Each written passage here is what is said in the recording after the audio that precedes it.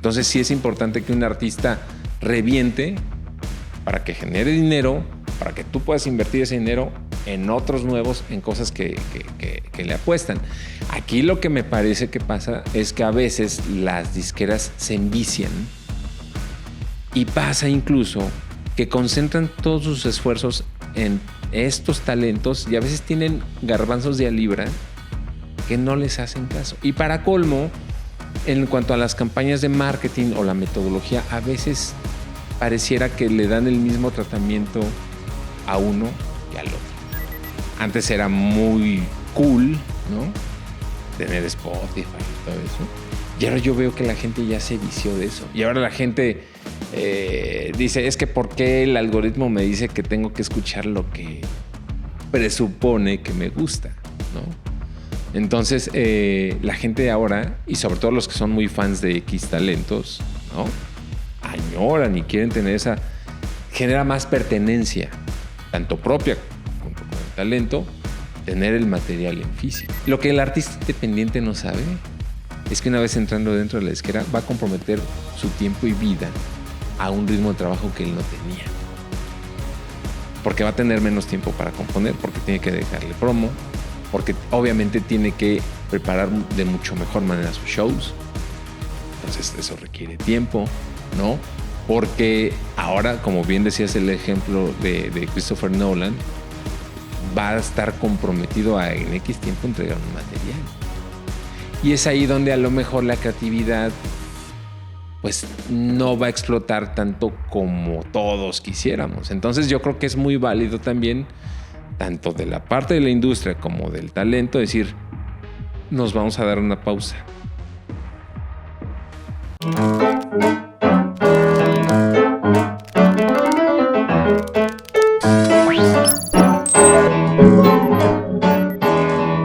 Hola amigos, bienvenidos a otro episodio más de su podcast A Nadie Más Le Importa, y voy a aprovechar este momentito para darles las gracias a todos. Ya cumplimos un año y seguimos en esto. Ya saben que es un canal de procesos donde las personas, los invitados vienen a contar su historia, sus caídas, su aprendizaje y esta manera de ser resiliente, y pues que siempre estamos en proceso, ¿no? Y siempre estamos aprendiendo cosas nuevas. Y muchas gracias por suscribirse, compartir estos episodios, estos videos, porque nos ayudan a crecer. Por favor, si tienen algún tema que queramos exponer, por favor, escriban y con gusto. También cualquier persona que quiera compartir su proceso, escriban y con gusto echamos una platicada y ya pueden venir a este espacio que es de todos ustedes. Y bueno, voy a hablar ahora de mi invitado especial. Estoy muy contento porque es un gran amigo de la universidad. Y bueno, él es egresado de la licenciatura en Ciencias de la Comunicación por la Universidad del Valle de México, Campus Lomas Verdes, miembro fundador de Radio Cable en dicha universidad, gerente y asesor en la industria discográfica en el área de promoción para Sony Music, BMG México, EMI Televisa, Warner Music y Universal Music por 17 años. Y desde 2012 se aventuró como fundador y creador de Piper MX. Él es director general de promoción y publicidad estratégica. Es una agencia especializada en promoción y difusión de talentos, músicos, escritores, especialistas, y ha trabajado con varias marcas y shows con servicio para grandes sellos discográficos internacionales como Matador, XL Recordings, Young Turks, 4AD, y talentos musicales como Maldita Vecindad, Interpol, Morrissey, Björk, Radiohead, Major Lazer, entre otros. Además de agregadores digitales como Altafone y One Orchid. Es miembro honorario del Consejo Editorial de la sección Gente del periódico Reforma en 2019.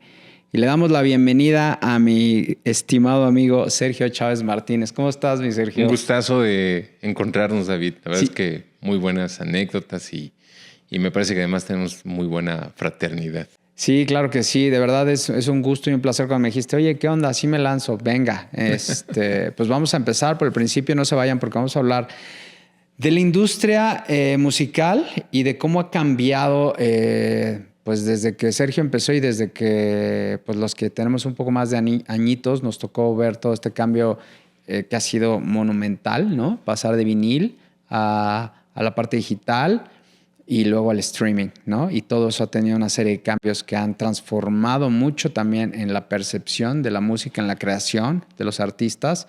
Pero quién mejor que nos cuente que tiene un largo recorrido en esta industria que es hermosa, pero también es cruel. Y pues bueno, yo siempre he dicho que el humano que será sin la música. Pero bueno, vamos al principio, Sergio. ¿Cómo eras de niño? ¿Cómo fue tu infancia y dónde ocurrió todo esto? Sí, ahora que dices esa cuestión de lo musical, muy musical. Mi papá, mis hermanos, siempre fueron personas muy musicales, bailadores incluso, ¿no? Entonces, crezco con una carga musical de música desde los años 20, porque mi papá nació en el 36. Entonces, como mi papá escuchaba lo que escuchaban sus papás, bla, bla, bla, bla, bla, ¿no? De ahí hasta la herencia musical de mi papá, yo creo que llega hasta los años 70, porque yo soy el mayor de su segundo matrimonio, pero tengo la fortuna de convivir con mis hermanos Israel y Fernando.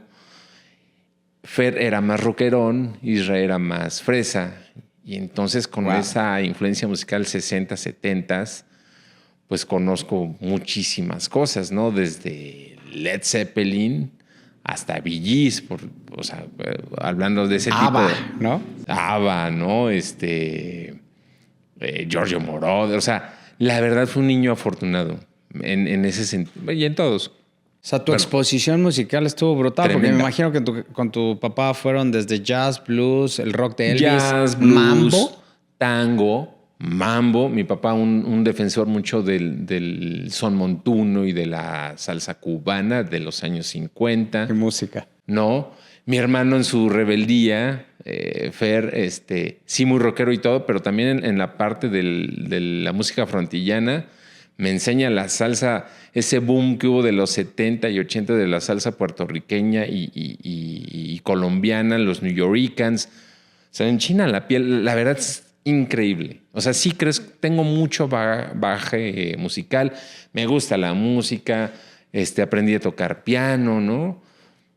O sea, ese acercamiento musical pues me abre mucho la cabeza y también te abre la cabeza a muchas otras cosas, al teatro, la ópera, al cine. Porque van de la mano. A las artes, ¿no? Y a la expresión humana, escribir, ¿no? Y bueno, pues crezco con eso y siempre muy... Lo que sí tengo que decir una cosa, aunque sí me gustó la música, tuve un pequeño grupo en la secundaria y todo, siempre me visualicé esa persona, de esas personas que están detrás de. Eso sí fue toda la vida, ¿no?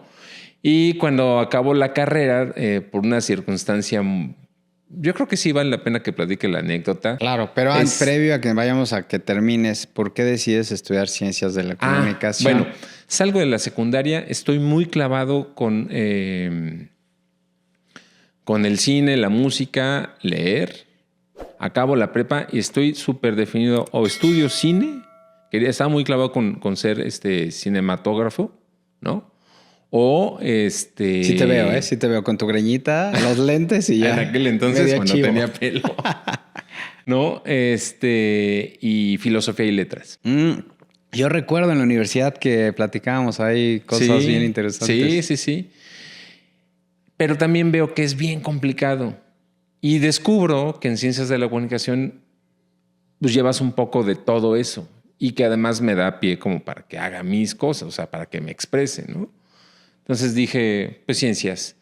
Y desde ese primer día me sentí como pez en el agua, además de conseguir grandes personas como tú, David. Sí, creo que, y todos los que subimos en ese, yo me acuerdo, nunca vimos a nadie que no estuviera contento con la carrera, ¿no? O sea, sí, había cosas difíciles como en cualquier licenciatura, pero creo que fue un gran... O sea, se sentía, pues, ¿no? Que estábamos todos muy alineados a a esa oportunidad que tenía. Sí, la verdad estaba bien equipada la universidad en ese entonces. La verdad, la UVM en la carrera de comunicación, o sea, teníamos muy buen equipo, ¿no? Sí, de Todo hecho... análogo, pero así era. No, así era. Y además, en ese entonces o sea, y al paso del tiempo, y sigo conociendo gente un poco arriba o más o menos de mi generación en este ámbito, y mucho egresado de la UVM. O sea, sí era una potencia la UVM en ese momento para ese rubro, ¿no? Sí, porque yo me acuerdo que, fíjate, yo fui a ver la UNUM, la Ibero, o sea, varias, la UAM, pero cuando fui a la UVM y vi pues, los estudios, la estación de radio, dije, está súper bien todo el centro de medios, ¿no? Que le llamaban. Sí. Tenías todo para hacer y deshacer. Y teníamos como buenos profesores, ¿no? No todos, ¿no? Pero los importantes como de guionismo, pues estaba Oscar en televisión, ¿no? Que nos dieron Jania, exacto, Jania Nobel, le mandamos un saludo. Por ahí estaba también Manuel Lascano, que fue conductor y director de noticias en algunos espacios. Sí, nos tocó buen como set de profesores en varias materias, sí lo recuerdo. Y hasta en la parte académica, dos grandes personajes que yo creo que a varios marcaron muy bien, ¿no? Semiología, ¿te acuerdas de Marlene también? Y Marlene. Sí, estaba increíble. Y entonces la carrera para ti fue un deleite y fue un convencimiento de que ibas en la dirección correcta. Totalmente. Y luego, pues al segundo semestre, la verdad es que también esa parte de mi niñez, no sé por qué, yo creo que era un niño viejo a la vez. O sea, era muy divertido, siempre fui muy travieso, siempre fui muy esporádico. Yo me acuerdo, sí, la pasaba súper bien porque... Pero en la parte era. Como que en esa, no sé, siempre tuve ese ánimo de querer saber más. Y desde muy, muy pequeño siempre me le pegué a la gente grande. Al primo, al tío, al que fuera, ¿eh? Me metía hasta en cosas que a lo mejor de repente la gente decía, pero de allí aprendí mucho. Y cuando llegué a la carrera, me empecé a pegar con los de séptimo semestre. Y ellos estaban presentando el proyecto para Radio Cable, la primera generación de Radio Cable. Y pues hice buena conexión con ellos y me invitaron a ser parte del staff fundador de Radio Cable, ¿no? Y pues aprendí un montón. Para colmo, como era un proyecto de estudiantes para estudiantes, no podía estar la gente mucho tiempo. Y cuando esa generación deja el proyecto, me dejan como el encargado de Radio Cable. Entonces, fue una gran experiencia porque aprendí lo que era hacer radio. Me enseñaron a programar música. Me enseñaron a cómo cómo formar contenidos. El vestido de una estación de radio, ¿no? O sea, los promos, el tipo de ambientación. Toda rúbrica, sí. Sweepers, etcétera. Toda la estructura, ¿no? Que se ve fácil. Toda la estructura, ¿no? Me acuerdo que hasta seleccionar talentos. De repente me llegaban unas niñas que hablaban como Thalía y creían que eso era cool, ¿no? Cuando pues no es ni hablar como Thalía ni hablar como Martín de Hernández, ¿no? O Charo Fernández, sé tú. Pero bueno. Sé tú y piensa lo que vas a decir también. Sí, claro. Y prepáralo. La gente cree que hasta esos programas y hasta estos espacios así, ¿no? Que ahora hay de youtubers. Es más, La Cotorriza. Tienen un guión. O sea, obviamente no es un guión estricto, pero sí hay un planteamiento de qué vamos a hablar, cómo lo vamos a tratar, etcétera, ¿no? Entonces, tengan eso en cuenta todos. ¿No? Aprendí eso, me desarrollo bien en la escuela. Había una persona ahí que tenía una productora y siempre trabajaba bajo el régimen del cine, o sea, con las reglas del cine en cuanto a producción, estética, etcétera, etcétera. Y me mandó llamar. Y pues me encantó. Y estuve con él un buen tiempo hasta que por circunstancias personales de él decide ya dejar la productora porque se especializó en cine, se fue a Los Ángeles. Se llama Oscar Azpeitia, que lo saludo y le agradezco todo lo que le aprendí. Y pues yo ya estaba muy enfilado hacia el cine. Acabamos la carrera, y ahí viene la anécdota que iba yo a decir. Llega la graduación y yo queriéndome quedar bien con mi padre, le digo, yo pago el ballet, papá. Y cuando voy al cajero a sacar el dinero del ballet, pues ya ni para eso tenía, porque pues como había tronado la productora, ya no tenía yo capital.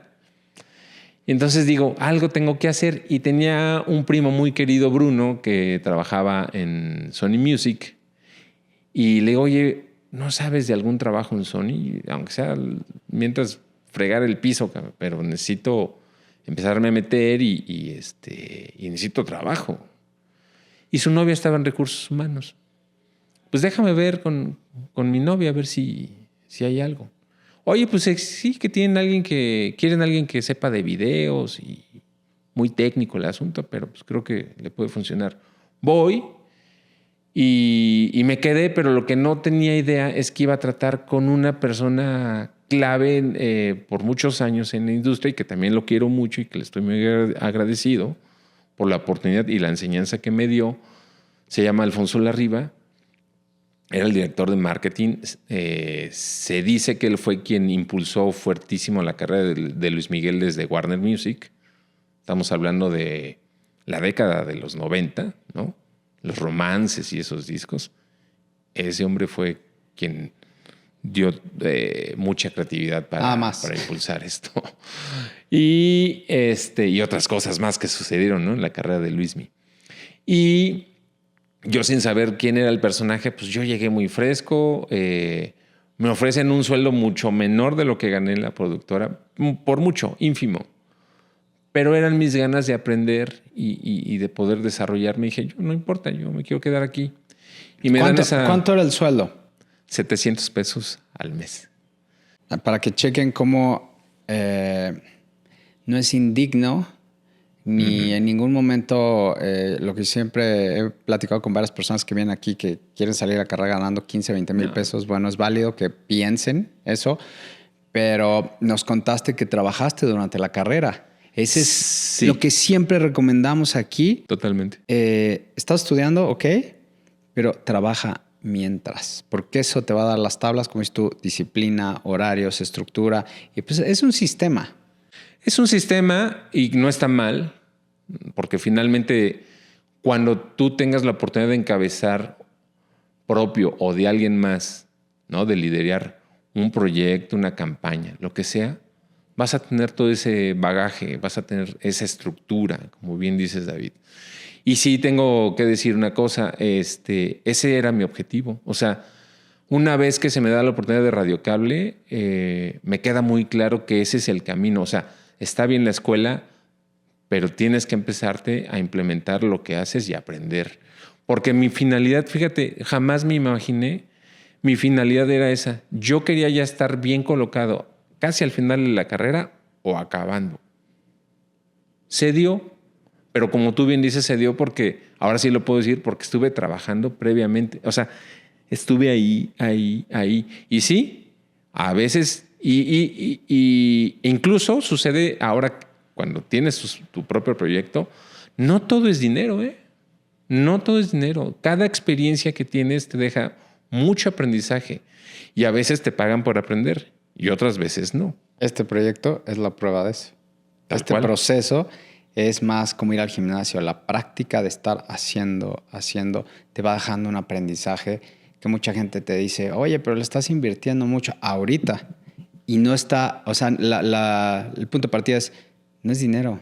No. Es el proceso y el aprendizaje. Hablemos, por ejemplo, del podcast de Cracks, de Osotrava, ¿no? Que actualmente es un buen líder en cuanto a este concepto de mentorías y aprendizaje del ser humano y toda esta parte. ¿Tú crees o ustedes creen que lo hace por dinero? Obvio no. Lo hace por llenarse él de todo ese de toda esa información que le dan sus invitados, ¿no? Y lo más bonito, compartirla con la audiencia. Porque sépanse que toda esta cuestión digital, el internet que a nosotros nos tocó el nacimiento, sí, se hizo con la idea de compartir. Esa es la razón fundamental del internet, compartir conocimiento. Entonces, partamos de ahí. Entonces, sí, no todo es dinero. Les aconsejo lo mismo. O sea, sí trabajen. Habrá veces que no te paguen. Quédate con lo que estás aprendiendo. Valora el aprendizaje que viene. Porque eso te va a dar unas bases que ni tú mismo vas a comprender hasta años después. Aparte, fíjate, es irónico porque estabas con Óscar Azpeitia, aprendiste muchas cosas técnicas que a final de cuentas fueron los cimientos para que te dieran el puesto en Sony. Acabaste haciendo algo que te sirvió todo esto para poder realizar esta tarea, ¿no? Sí. ¿Qué hacías en Sony al principio? Calificar los videos. ¿Qué es calificar? Llegaban los videoclips, los masters ¿En qué? ¿En D3, algo así? No, llegaban en Betacam. Todavía Betacam se ve, Sí, sí, sí. Y llegaban y era calificar que estuvieran en normas, ¿no? NTCCC, que no tuviera mucho brillo, que el audio estuviera calibrado, etcétera, etcétera, etcétera. Eso fue lo primerito que hice. Y ya de ahí, si estaba bien, se armaban unas cosas que se llaman acoplados, que era pegar, armabas un máster, pegar video tras video tras video, para que en esa labor de difusión y promoción, vendedores y promotores. Promotor es el que hace el ARP, el PR con los medios. Y el vendedor, pues obviamente el que va a las tiendas y colocaba el material. ¿Cómo funcionaba cuando entraste la industria musical? Si nos puedes ayudar con ese proceso de 1 a 10, que era cuando el cliente compraba el compact disc, el cassette. Bueno, obviamente el negocio de la disquera siempre ha sido grabar talentos para exponerlos y lograr ventas. Actualmente, además de esa parte, como ya no se vende físico, ahora es el streaming, adicionaron, actualmente las disqueras cuando firman a alguien llevan un porcentaje de los shows de los talentos. Pero en base ese es el negocio. Firmo a alguien, lo expongo para generar demanda de su música y esa demanda de música me va a arrojar ventas en streaming, ¿no? Y ahora pues una parte de los shows. Y esta naranja llamada artista que exprimen, en esta parte, ¿cómo funciona? ¿Lo firman por años? ¿Es como les conviene realmente? O sea, por ejemplo... No, ya no. Alguien que va de emergente, no sé, ahorita el caso de Macario, ¿no? ¿Cómo crees que vaya esa evolución de esa pequeña naranja? Esa pequeña naranjita que también ya tuvo una parte de su proceso y que ya le chambeó y que fue muy circunstancial esta parte del video en el camión de basura y que enamoró a todos y bla, bla, bla, bla. ¿Qué sigue? Por ejemplo, ¿esto fue genuino? ¿Sí crees que fue auténtico? ¿Qué? Este accidente de la vida, de que subió el video. Okay. Sí, porque él en su casa él es un grabando. tipo que ya venía trabajando su música. Ok. Y que no se frenó, y eso es bien importante. Fíjate, en este caminar voy a decir una cosa que un día me compartió Sabo Romo. Un día Sabo tuvo la apertura de preguntarle a su papá, oye papá, ¿cuál es la fórmula del éxito? Y el papá le dijo, no la sé, pero te voy a decir cuál es la del fracaso. Dale gusto a la gente. Entonces, imagínense ustedes, imagínate David como talento musical o artista, tu arte, tu expresión va a estar comprometida si le gusta a la demás gente o si es tu arte y tu expresión, ¿a quién tiene que satisfacer primero? O sea, se vale tener oídos sinceros, gente que te asesore y te diga, oye, yo veo por aquí, veo por acá. Pero de eso a comprometer tu expresión con el gusto general de la gente, yo creo que desde Louis Armstrong hasta pasar por Jim Morrison, Juan Gabriel, whatever, obviamente sí, Alberto Aguilera, Juan Gabriel, o sea, José José, compositores, cantantes, ¿no? Estamos hablando de música. Yo creo que jamás pensaron en darle gusto a la gente. Cantaban lo que a ellos les llenaba, pues, o componían y literal es vomitar un poco tu alma, sí, ¿no? Es eso. El arte es catártico, tanto para el que lo disfruta como para el que lo hace. Ahora, lo que hablaba, para no desviarnos un poco, esta naranja, o sea, porque es cruel la industria, ¿no? Una vez que pega un artista es como, ¿o no?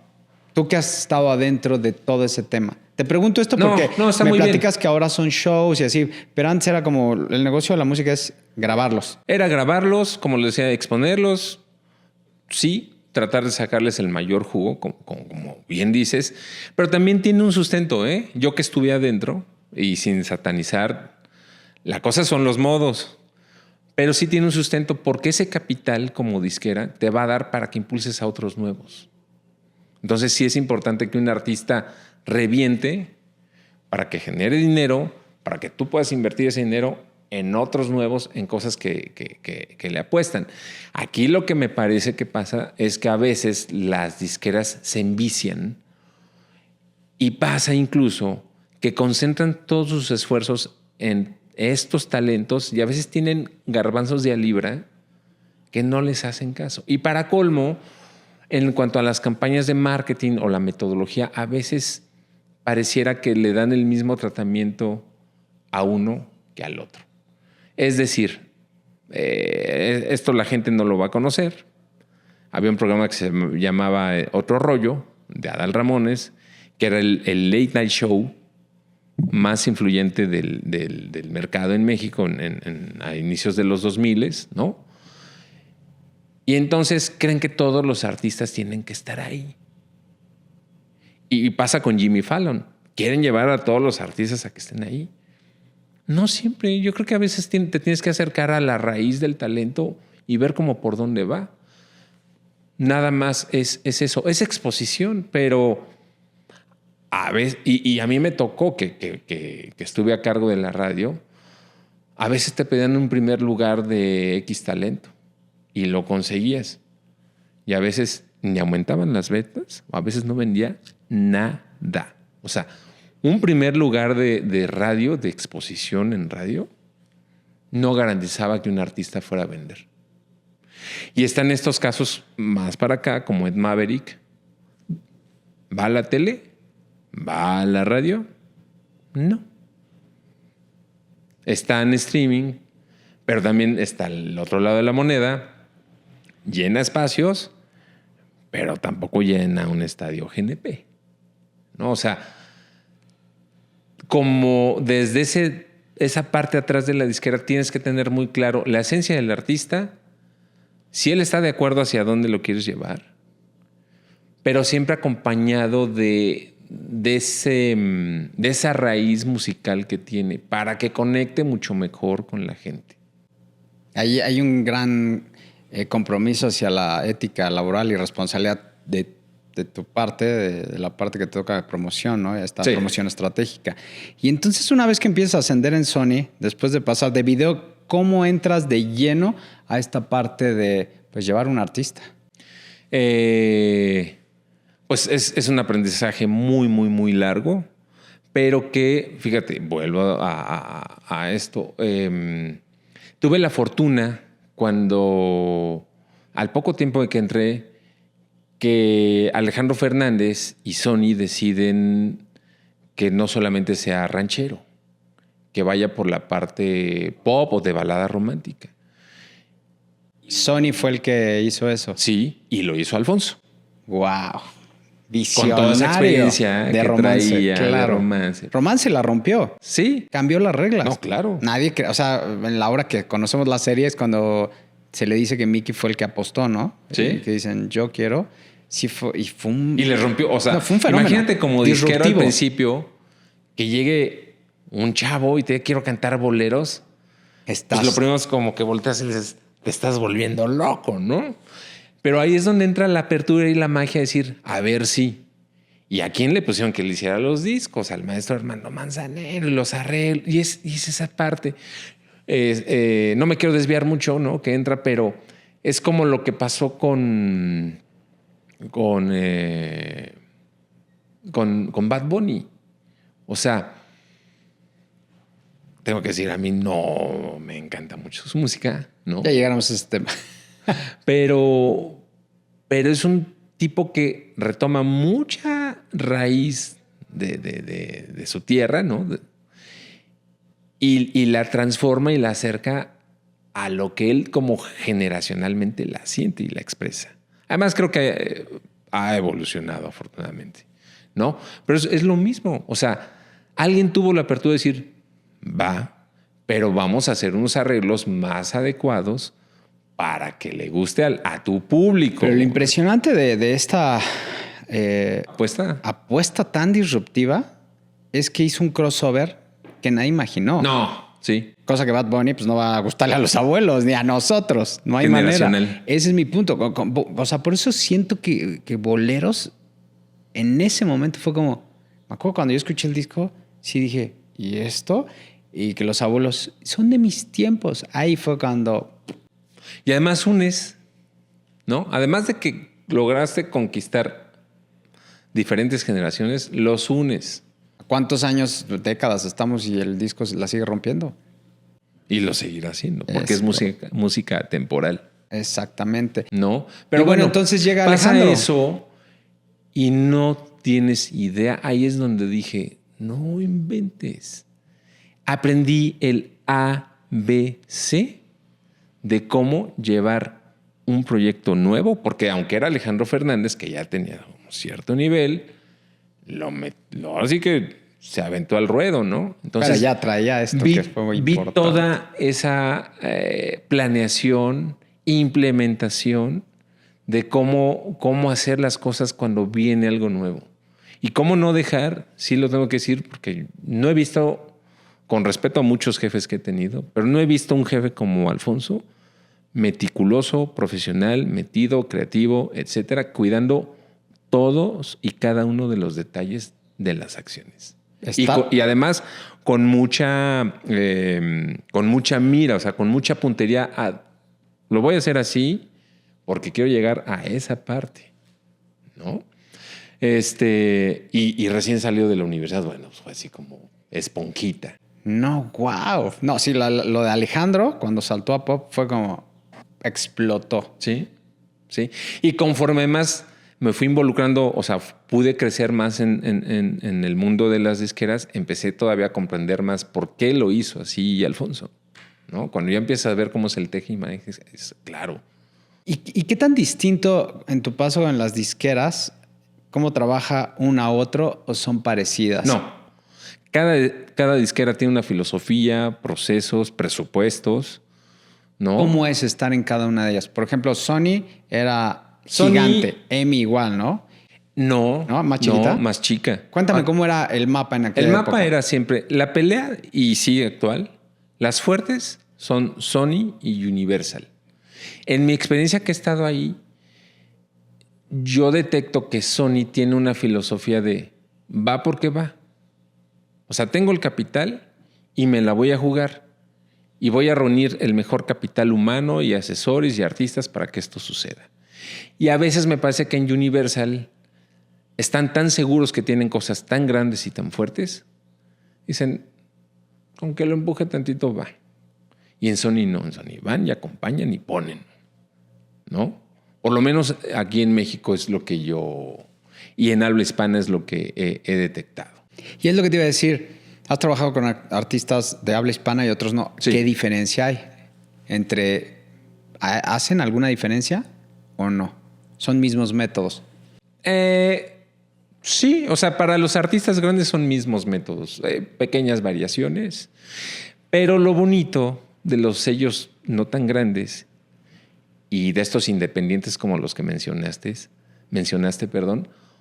es que ahí sí... Y fíjate lo que son las cosas de haber trabajado con alguien tan grande como Alfonso.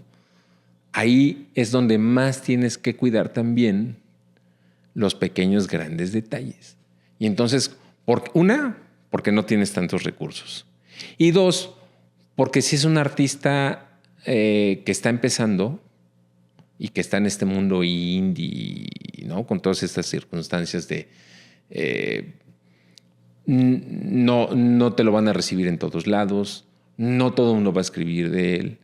Tienes que ser muy certero en dónde lo vas a querer exponer y cómo lo vas a vender, a qué lo vas a asociar o por dónde tratas de introducirlo en el gusto de la gente. Es decir, un cantautor de folk, pues no forzosamente va a escribir el Universal de él. Pero sí puedes acercarte al blog más influyente de música indie en el país o en la TAM, ¿no? Por ejemplo, ahora en estos tiempos, ¿no? Del blog. O en aquel entonces hubiera sido la revista más importante, más disruptiva que hubiera en ese momento, ¿no? Pero además, como es folk, pues tendría que ir de la mano a tratar de introducirlo ahora con el streaming en playlist, pues con cierto mood bohemio, bla, bla, bla. Y a lo mejor hacer alguna activación en pequeños cafés. O sea, esas son las cosas que tienes que cuidar. Y esas son las cosas, como yo decía hace rato, que a veces las disqueras grandes no las cuidan o no procuran tanto porque es tanto el talento que tienen que no tienen tiempo de estarle dedicando mucha creatividad o mucho enfoque a las cosas pequeñas. E incluso me pasa, y esto es muy importante, como lo decías hace rato, con la gente que no tiene como mucha estructura, con clientes y artistas pequeños que llegan, que no están firmados ni nada, que a veces me dicen, oye, ¿y qué vamos a hacer? No, pues ponerlo en streaming. ¿Te cae? ¿Pero qué vamos a hacer? O sea, yo tengo ideas, pero ¿estás dispuesto a hacerlas? Porque ¿cómo vas a hacer que dentro de este mundo, este abanico de tantas opciones que hay ahora para escuchar, destaque un poco lo que tú traes y la gente voltee a verlo y a escucharlo? Algo tienes que hacer.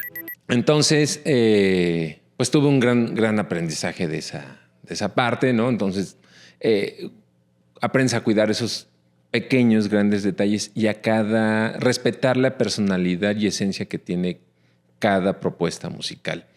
Y bueno, para no retomando un poco la parte de cómo era el negocio, bueno, así era. Y obviamente todo era físico. Había compact disc, que había desplazado al vinilo, ¿no? Ya no había tanto cassette. Cassette es un dispositivo de cinta magnética donde se grababan también el audio, que así llegaban. Cuando ya en la disquera tuve la parte de estar en el área internacional, que es donde más tuve mi desarrollo, todo lo que llegaba de las matrices de Londres, Nueva York, ¿no? Llegaban o en un pequeño CD tipo virgen de estos quemados, ¿no? Y llegaban en cassette. Yo, por ejemplo, mi primer como descubrimiento y que tuve la fortuna que me escucharan adentro de la disquera, fue Rockefeller Skank de Fatboy Slim. Lo escuché, me voló la cabeza. Se lo enseñé a mi jefa, que era en ese entonces Teresa de la Concha, que también pues, me dio la oportunidad de estar en esa área. Rockefeller Skank de Fatboy Slim. Tuve la fortuna de que me hicieron caso. Y bueno, creo que no estaba tan equivocado. Y luego me pasó mucho que llegaban las cosas, me las llevaba el fin de semana en la casa y como que tenía mi rutina. Los sábados me levantaba y lo primero que escuchaba era todo lo que llegaba. Lo ponía ahí como que tenía una regla. Si al segundo 30, un minuto, la canción no enganchaba, lo íbamos como, por lo menos yo. Y pues no, hasta la fecha no ha dejado de funcionarme. O sea, como que dentro de toda la cuestión, no importa si es lenta, no importa si es disruptiva, no importa si es un rap electrónico, lo que sea, sí tiene, o sea, para que funcione en cuanto al gusto general de la gente, como que ya tienes tú ciertos parámetros que dices, esto sí, esto no, esta le va a costar más trabajo, esta entra directo, ¿no? Las grandes intros, ¿no? También. Digo, hay intros muy largas de canciones, pero pues sí, como dices tú, ¿te engancha o no te engancha? Sí, que hay materiales como Bohemian Rhapsody, ¿no? Ahorita me vino a la mente ese de Queen, tan. que aunque es muy larga, pero tiene esos elementos, ¿no? Bueno, retomando cómo era el negocio, todo era físico. Había que ir a la tienda. Bueno, para los que no ubican, el compact disc y lo que decía Sergio, el cassette. Un cassette. Estas eran las cintas, ¿no? Y yo te quería comentar, porque justo para poner en contexto, que hoy en día yo tengo un negocio donde transfiero formatos de video, es un comercial, y audio análogo. Entonces, en Tu Recuerdos Digital últimamente me están escribiendo varios clientes, gente joven, que quieren regalar mixtapes, que nos tocó en nuestra época, ¿te acuerdas? Que es un mixtape, es poner canciones y regalárselo a alguien especial, literal. Entonces, yo me quedo. O sea, ¿quieres grabar que imprima de MP3 a un cassette análogo? Sí, eso quiero. Ok. Entonces mi pregunta, Sergio, es, la industria venimos de comprar tú y yo cosas físicas como estos dispositivos físicos que era compact disc, tape o vinil. Desaparece, barren la industria. Hoy en día estamos en el streaming, pero pues yo ahora compro viniles. ¿Viene un cambio o qué está pasando? El cambio ya llegó, ya está. Cuéntame. Por ejemplo, desde hace 2 años, la venta de vinil a nivel global llegó al volumen de venta del CD a nivel global. ¿Es en serio? Sí, de hecho, no recuerdo si son 2 fechas al año, que se llama Record Store Day, que es un movimiento de los dealers, de las tiendas de viniles, ¿no? A nivel mundial. Sucede incluso aquí en México. Y es un día especial de ventas, nuevas ediciones, ofertas. Está tremendo. O sea, ya digamos que ahora, si antes era importante tener un teléfono para tener acceso a las plataformas de música, ahora se está volviendo un must tener tu tornamesa y obviamente comprar tus viniles, ¿no? ¿Y cómo funciona esto en las disqueras? O sea, ¿ellos son parte o contratan a quien produce los viniles en esta cadena de suministro? Ya las disqueras no tienen esas fábricas que ellas... O sea, ya esa supply chain, ¿no? Esa cadena de suministro ya no es parte de las disqueras. Las disqueras actualmente, de esta parte que dijimos, yo grabo, yo te expongo, promociono, ¿no? Yo te promociono y te vendo, incluso hasta la parte de la venta, muchas veces ya no está en manos de los sellos. En este andar, ¿no? Y en esta evolución del negocio, ya todo es a través de terceros. Se fabrica a través de un tercero. ¿No? Muchas veces incluso los equipos de las disqueras a veces están subcontratados, ¿no? En muchas ramas. Y también la parte de la distribución. A veces ya no se encargan ellos de ir y ofrecer a los vendedores, a las tiendas de discos los viniles. Hay empresas que se encargan de hacer, o personas que se encargan de hacer eso, ¿no? ¿Vendrá otro dispositivo o solamente vamos a estar en viniles? Pues el cassette también. Muchos artistas ya están sacando su material en cassette. ¿En estos cassettes? Sí, ¿y qué crees? Incluso hay artistas que están... Esto ya es muy de coleccionista y eso. Están empezando a querer sacar el producto final, el álbum o el EP, ¿no? En cinta de carrete. Wow. De 1 pulgada, media pulgada de estas lentes. Sí. ¿Por qué? Porque además me parece que... sabemos que toda esta parte siempre es cíclica, ¿no? Hay un libro, que no recuerdo el autor, pero se llama Roba como un artista. Y lo que dice es que el hilo negro no existe. Lo que existe es retomar un concepto y tú darle tu propia visión, ¿no? O tú darle tu toque. Pues es un poco lo mismo. La gente, yo lo veo, me llama mucho la atención. Antes era muy cool, ¿no? Tener Spotify y todo eso. Y ahora yo veo que la gente ya se vició de eso. Y ahora la gente dice, es que ¿por qué el algoritmo me dice que tengo que escuchar lo que presupone que me gusta, ¿no? Entonces, la gente ahora, y sobre todo los que son muy fans de X talentos, ¿no? Añoran y quieren tener esa... Genera más pertenencia, tanto propia junto con el talento, tener el material en físico. Esa era una cosa que disfrutábamos. ¿Te acuerdas las tiendas de Tower Records? Ir a escuchar, ponerte los audífonos y decir, tenías que decidir, juntar tu lana y decir, híjole, es que... No, pero te ponías los audífonos y decías una y otra vez. Sí. Una y otra vez, quiero esto. Y siento eso que también se veía reflejado en la creación artística de aquel entonces. Mucho. Sueno nostálgico, pero hoy en día tú me podrás decir que estás dentro de la industria en esa parte. Pues hoy producen tracks, no propuestas. Fíjate, es lo que te iba a decir.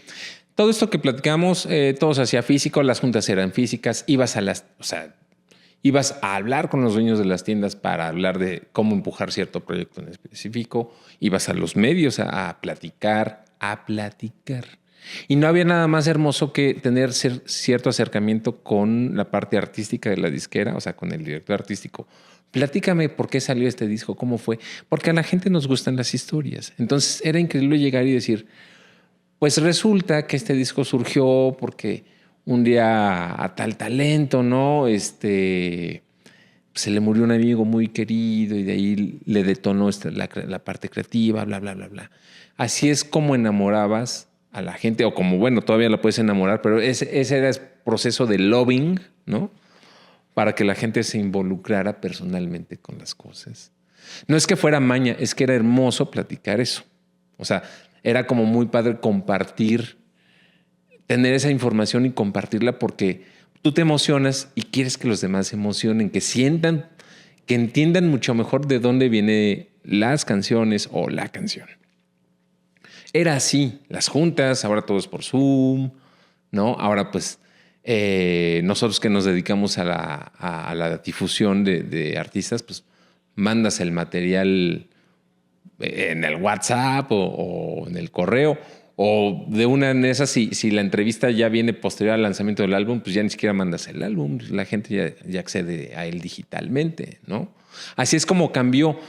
Pero en mi experiencia, la parte que vino en general, aquí en México mucho la piratería, pero en general a nivel global fue Napster, que empezó a transformar la industria, que la gente ya no estaba condicionada a que lo que decidiera la disquera editar, o sea, publicar, la gente tuviera acceso. No, la gente empezó a compartir música por internet. Volvemos a esta raíz del internet que era compartir. Y dos, iTunes. O sea, Steve Jobs sí transformó la industria durísimo. Y es donde empieza a ver ese como, pues, ¿para qué escuchó el álbum completo? Viene esta canción. Y entonces sí, por supuesto que influye en la parte creativa de los talentos, porque se empiezan a dar cuenta que a lo mejor dedicarle tanto tiempo a producir un álbum no les va a redituar ni en posicionamiento ni en demanda de su música. Le hace streaming o descargan, ¿no? Porque en ese entonces todavía se descargaban los álbumes y shows. ¿Por qué? Porque cuando tú le dedicas mucho tiempo a un álbum, ahora los procesos se han acelerado un poco, pero un álbum así, por lo menos, así bien hecho, se produce en 6 meses. 4, ¿no? ¿Qué pasa cuando alguien que está más o menos en la misma jugada que tú por sacar una canción, ya la sacó antes y ya se posicionó antes que tú? O sea, ya se te adelantó en el camino. Y entonces empieza esta puja. Y entonces todos, público, gente que estamos detrás, ¿no? Como equipos y disqueras, empezamos a caer en esa vorágine de una canción. Hasta que llegamos a esas alturas que la gente ya se cansó de escuchar canciones. Y sí, la gente actualmente sí está valorando mucho tenerlo en físico y entender un concepto artístico de alguien, no solamente una canción, ¿no? Ahorita estamos parados en eso. Entonces, definitivamente sí es cíclico y sí ya me preguntas qué va a volver. No, ya volvió. Más bien, yo creo que ahora la innovación, me atrevo a decir, con todo la inteligencia artificial, ¿no? Es cuál va a ser el nuevo dispositivo. Aquí, a nivel industria, en muchos sentidos, el que va a romper, el que va a partir el queso, es aquel que ahora se invente un nuevo dispositivo. Es que venimos de lo físico, ¿no? Que era un vinil, que todo el mundo sabe la calidad que tiene un vinil porque no está comprimido el audio.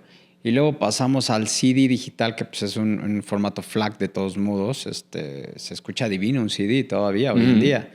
Y luego pasamos a este embudo de streaming, ¿no? Y como bien platicas, iTunes, descargabas. Yo tengo varios tracks que podías descargar. Sí. Hoy en día no descargas nada. La gente ya perdió ese hábito. Te lo prestan, ¿no? Sí. ¿Qué pasa si un día, hacia qué loco, se cae Spotify o como sea, te quedas parado sin nada, ¿no? ¿Qué puedes escuchar? Y este sentido de pertenencia que se tenía antes era una cosa maravillosa, hermosa, tener los artes simplemente. ¿Te acuerdas? Todo lo que había atrás de cada disco, de cada propuesta. Hoy en día, pues sí, o sea, es totalmente así, esta inmediatez, como dices tú, todo se hace acelerado. Y yo vi una entrevista de Sting donde le preguntan por qué es tan pobre hoy la propuesta musical. Me dice, porque en las canciones dejaron de escribir puentes y no hay solos. Te voy a compartir algo. Hace un tiempo, cuando apenas empezaba el auge de TikTok, tuve la oportunidad de trabajar un talento internacional, se llama Jake, y mira lo que hace este muchacho. Este muchacho es un genio musical, o sea, no vamos a poner en duda su calidad artística, pero es muy de tendencia, obviamente es muy joven, y lo que hace es lo siguiente. En TikTok suelta un minuto, no, mucho menos, como 30, 40 segundos de la canción que está creando.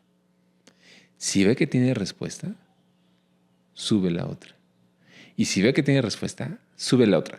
Cuando se da cuenta que sí hay respuesta, sube la canción completa y la manda a las plataformas. O sea, imagínate esta evolución. Y además, justo lo que estás diciendo, sí tiene puentecito, pero el chico hace música basada en la métrica y basada en los perfiles que genera esta plataforma. Es el juego del queso y el ratón, ¿no? Uh-huh. Te dio un canapé, y ahí no funcionó, va para atrás.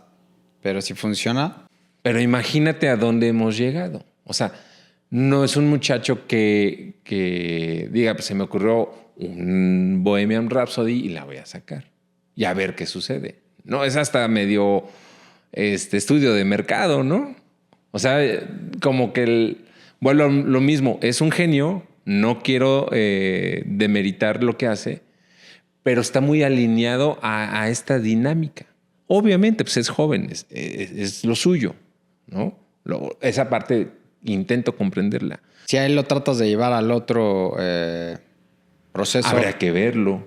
Y sería interesante. No voy a decir que no. Porque se enriquecería, ¿no? O sea, está muy bien esto que hace, pero ¿qué pasa si lo llevas al otro proceso? Crecería muchísimo. Yo creo que sí. A lo mejor le lleva más tiempo y bueno. O a lo mejor yo estoy siendo prejuicioso porque a lo mejor ya en la parte más íntima como artista sí la hace y pues obviamente volvemos a lo mismo, pues también de algo tiene que comer. Claro. Pues esa es parte de la que expone y le da para darse esos gustos, ¿no? A lo mejor un día nos sorprende y sale con unas cosas larguísimas, con solos, con puentes, ¿no? Con coros, unos grandes intros, no sé, seguramente sí.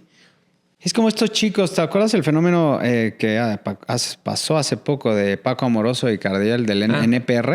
O sea, yo me metí después de ver eso, su producción, la verdad no me gustó su música, honestamente, pero eso que hicieron en NPR está fantástico. Sí. Los tipos tienen un talento impresionante, pero en esa esfera, en ese otro proceso, a mí, ¿no? Digo, obviamente yo no soy target de su música, pero fue como, wow, qué talento, pero sí. Así. Yo lo tengo que decir. Yo tengo la oportunidad de trabajarlos. Y a mí me convencieron hasta que vi eso. Y además, pues ya tuve la oportunidad como de conocer más de ellos y sí tienen una formación musical bárbara. Es como Moderato, ¿no? Sí. O sea, Moderato todo el mundo se ríe de ellos, pero musicalmente son los monstruos. No, claro. Además retomaron un estilo de música que en los 80 dio mucho dinero a las disqueras, pero que sí requería mucho recurso de tiempo y de elementos técnicos a nivel producción. O sea, no es cualquier cosa. Es lo que tú decías. Ellos tomaron algo, ¿no? No inventaron el hilo negro, pero le dieron un twist Y vamos a ver, a mí me fascina. Sí. Porque es una gran broma. Sí. Bien hecha, diseñada, Claro. con grandes músicos. Y esa es la otra pregunta que te iba a hacer. Tú que llevas muchos años viendo artistas, ¿qué diferencia hay? Porque he escuchado, no me consta. Me dicen, hay artistas que son de estudio, hay artistas que son en vivo y hay un artista que en los dos juega bien. ¿Es cierto? Sí. ¿Cómo usas tú eso como en tu parte estratégica? Que sabes que pues, tienen que dar shows y dices, híjole, este güey no es, o esta persona no es tan bueno como No es que no sea estudio. bueno. Lo que pasa es que, la verdad, siempre pararte ante un público y exponer lo que haces. No conozco ni Tiene- los grandes, ¿eh? tiene No otra conozco, fibra. no conozco uno solo que a la hora de ya salir esté como de, ¿sabes? Con esa ansiedad, ese. No, yo creo que va más por ahí. Y yo creo que también tiene mucho que ver. Yo creo que cada talento tiene. Cuando no lo están, hay uno que está ahí con ellos. Hay que sabérselos decir, ¿no?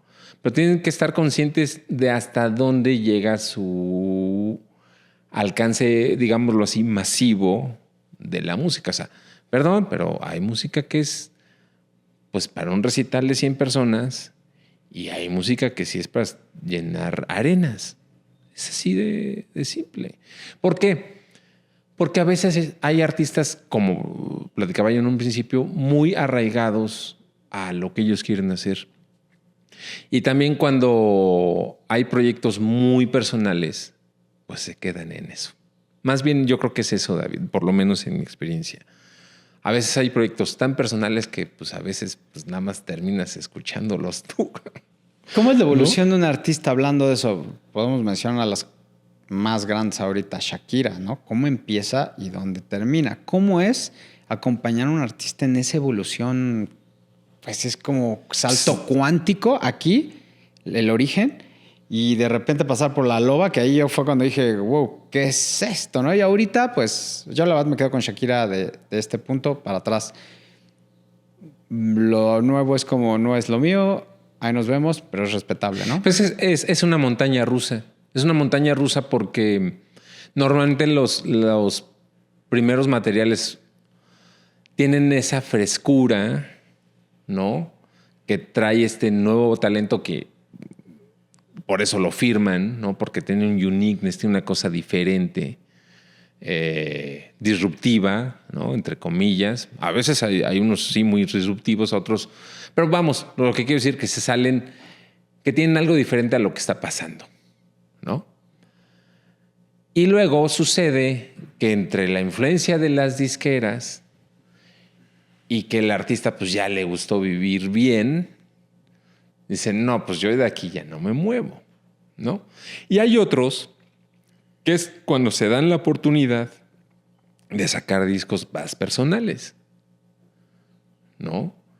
Y que quieren, ya una vez como con esa plataforma, que ya tienen su propia plataforma, dicen, sí voy a tomar el riesgo. A veces sale bien, a veces no sale tan bien, pero un artista en ese nivel se puede dar esos lujos. Y ya después, pues muchos pues ya se adhieren más a las tendencias. Y es cuando platicábamos, ¿no? Que pues qué tan comprometido estás con lo que tú haces. Pero pues entendamos que finalmente pues la gente... Ahí es donde te digo que entra el juego de la naranja, ¿no? O sea, uno es la naranja, ¿no? Te exprimen, pero tú eres parte de ese juego. Porque como dices tú, llegas a cierto nivel de vida y dices, de aquí soy. Y entonces la disquera, pues ya te firmó. Tienes, el ejemplo de Christopher Nolan, director de Batman, ¿no? Uh-huh. Que vino a cambiar el juego de los cómics. Firmó por 3 películas. La 1 es maravillosa. La 2 es soberbia y la 3 ya no lo quería hacer. Sí. Pero habías firmado un contrato muy grande, la tienes que cumplir. Creo Sí. que eso pasa también. Eso pasa. Tienes un pie en tu creación, en defender tu punto, y tienes otro que ya firmé. Y acabas haciendo algo. Y yo creo que hasta cualquiera nos pasa, ¿eh? O sea, no sé si todos los empresarios, ¿no? O persona que traiga un proyecto 10, 15 años después esté tan dispuesto a correr los riesgos que corrió cuando empezó. Eso, ¿no? y la siguiente pregunta con respecto a los ciclos de un artista, justamente. Se me viene a la mente, pues obviamente Luis Miguel, un cantautor hispano, nuestro Frank Sinatra, Sí, ¿no? De acá. Sí. Saber la evolución que tuvo de sus primeros discos. Para mí el primer parteaguas de Luis Miguel, obviamente, es Romance, ¿no? O sea, desde, no sé, 87 y Sí. los demás hasta Romance dices, wow. Y de ahí pues pasó los 3 discos de Romance, después otra vez regresó al pop y Mariachi, ¡pum! Otro subidón. Y de ahí siento que Luis Miguel pues ya no ha sabido transitar o dar ese salto cuántico. No sé si es el productor, no sé también si es el mismo, como dices tú, que ya está cansado, la vida personal de los artistas, ¿no? Y lo he visto con artistas como Madonna, Lady Gaga, Katy Perry, Beyoncé. Entonces llega un momento que, ¿cuál es el ciclo de un artista? Yo lo que he visto es que pues son 10, 15 años que duran como vigentes y en su top. Hay casos extraños, ¿no? Más longevos como Michael Jackson, Madonna, pero hoy en día yo veo Katy Perry, pues vive ya de los éxitos de hace 10 años, ya Exacto. ¿cuánto tiempo tiene? Dua Lipa le va a pasar lo mismo. Justo es lo que te iba a ejemplificar. Yo creo que Taylor Swift vino a opacar, por así decirlo, o a sustituir en este ciclo a Katy Perry, ¿no? Katy Perry hace 13 años yo creo que estaba en su apogeo. Y sí, ¿no? llegó y la rompió. Y por ejemplo, recién, ahorita en esas fechas está aquí en el país y Sí. está dando grandes conciertos, pero no hace lo que Taylor Swift, ¿no? Entonces, siempre en estos ciclos, tanto personales, porque entendamos también una cosa, es arte y el arte viene de una persona y si la persona pasa por ciertas circunstancias, pues no siempre va a estar con ese ánimo de crear. O a veces vamos a estar muy abajo, vamos a estar muy arriba. Y también es algo que yo siempre he dicho, y esto también tiene mucho que ver con el estándar social. O sea, ¿qué está pasando con la sociedad en X época? No toda la música ni todos los géneros son para ciertas etapas que está viviendo la sociedad. Cuéntame un ejemplo de eso. Un ejemplo, la decepción económica a principios de los 90 en Estados Unidos, después de ese, y que nos pasó también aquí en México, después de ese boom económico de los 80 y que empezó con o sea, que sentó las bases del consumismo actual, ¿no? Pero, ¿qué pasó a principios de los 90? Que los jóvenes no tenían tantas oportunidades de trabajo, que empezó a haber... Fue cuando empezaron las cuestiones estas de salud mental y los tiroteos en las escuelas. Vino el grunge, por ejemplo. En Seattle. Y Una las letras son depresivas. Sí. ¿No? Sí, perfecto. Es un grito de la Del juventud alma. sí, decir, el sistema no está funcionando y me siento así. Y no me digas que esos fueron los mejores años de Michael Jackson. No. O de Madonna. Ese es un ejemplo, ¿no? ¿Qué pasó con el reggaetón? Vino a ser un estandarte global de las calles de Latinoamérica. Hoy por hoy el reggaetón es un referente global de Latinoamérica en cuanto a música, pero ya si te clavas más y escuchas la retórica, también no habla de amor, habla de inmediatez sexual, Consumo. habla de inmediatez de relaciones personales y de consumo. Aspiración. Y es y es lo que hay, es lo que está pasando, es por lo que pasan por los corazones y mentes de los jóvenes ahorita, porque también otra vuelta del sistema y otro ciclo, que ese boom económico ya se desgastó y se da, y los muchachos se expresan de una u otra manera. Nada menos el corrido tumbado. ¿De qué habla? Y no estamos viviendo eso aquí en el país. Acabo de ver la película de Bob Dylan, bueno, la biopic. La biopic. Y me gustó mucho, tengo que decirlo. Aparte soy fan del fotógrafo.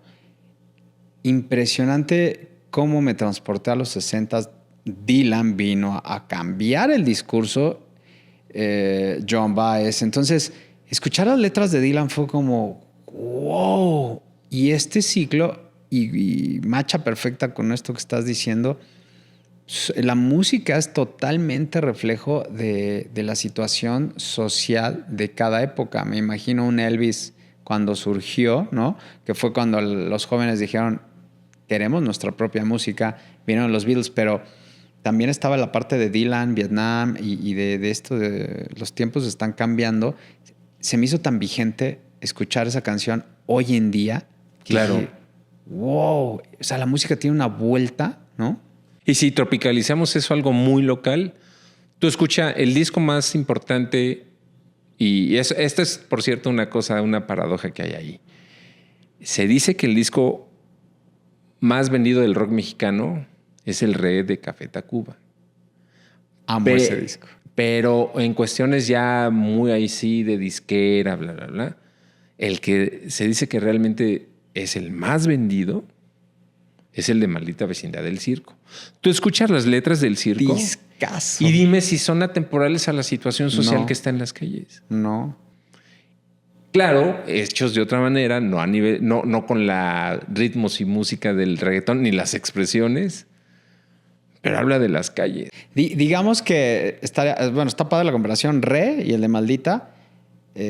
Uno más sateluco y el otro más uno más del fresa Chopo. y el otro más del Chopo, ¿no? Pero sí, literal era nuestra época y sí, hoy en día no conecto con el reggaetón, no hay manera.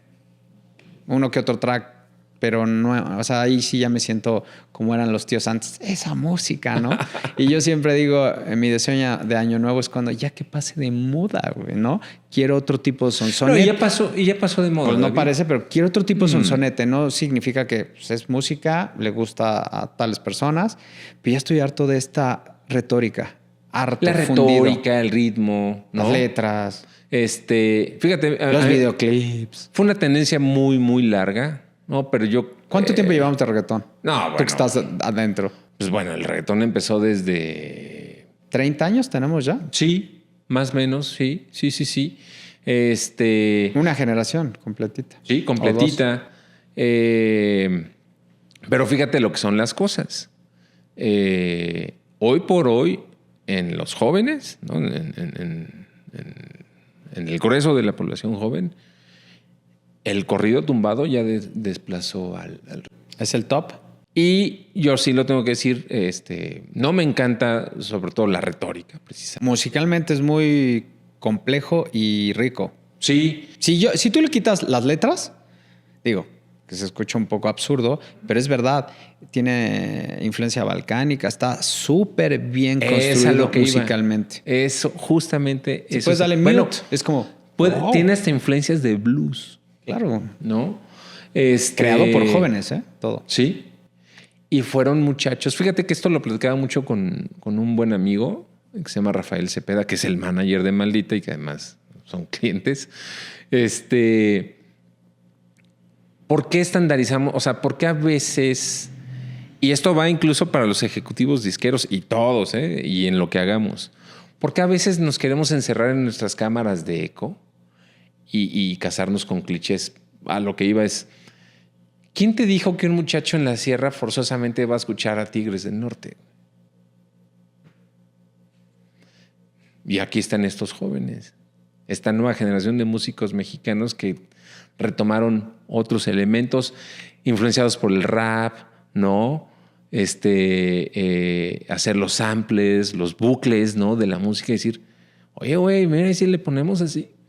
Y tómala. Y hoy por hoy es la música que impera a nivel. Ahora el corrido tumbado de México viene a sustituir toda esta tendencia. Y lo que te iba a decir, trabajo con mucha gente en Latinoamérica, pero por años México siempre era el parteaguas, la punta de lanza de la música a nivel Latinoamérica. Y entre puertorriqueños y colombianos vinieron a establecer toda esta parte. Y yo honestamente decía, ¿y dónde quedamos nosotros y qué está pasando? Bueno, pues ya, aquí está esto. Que Voilà. obviamente también con toda esta inmediatez que hay actualmente, también los ciclos ahora son más cortos. Sí. O sea, a ver cuánto tiempo dura este corrido. Sí, justo con la pregunta de los ciclos, porque por ejemplo también vino esta oleada de como folk regional mexicano de Natalia, Carla. Claro. Pues son varias personas que fue como wow y muy buena calidad. Bueno, hasta esta Sariñana se sumó, ¿no? Esta parte de los blends que hubo con Los Ángeles Azules, ¿no? Que ha sido muy... pues muy padre. Por ejemplo, vi el documental de Avicii, ¿ya lo viste? No. Impresionante, la Lo carrera de quiero este ver. muchacho.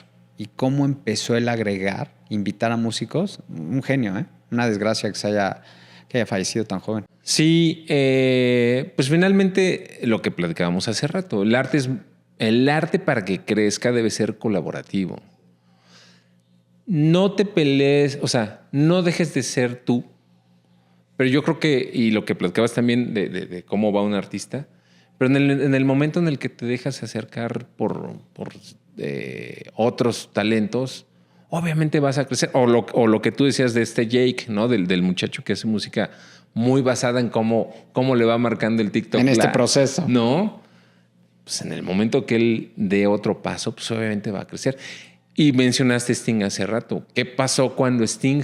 Y fíjate que no era forzosamente musical, pero cuando Sting empieza a ser como más espiritual y se empieza a inclinar hacia esta parte, ¿no? del budismo, el yoga y todo eso.